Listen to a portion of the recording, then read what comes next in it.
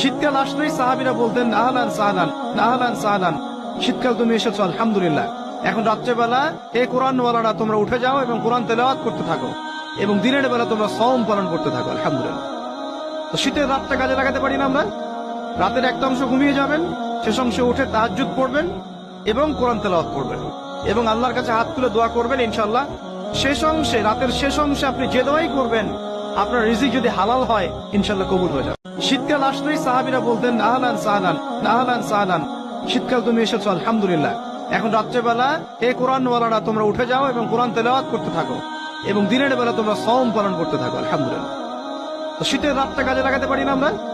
রাতের একটা অংশ ঘুমিয়ে যাবেন, শেষ অংশে উঠে তাহাজ্জুদ পড়বেন এবং কোরআন তেলাওয়াত করবেন এবং আল্লাহর কাছে হাত তুলে দোয়া করবেন। ইনশাআল্লাহ শেষ অংশে, রাতের শেষ অংশে আপনি যে দোয়াই করবেন, আপনার রিজিক যদি হালাল হয় ইনশাআল্লাহ কবুল হয়ে যাবে।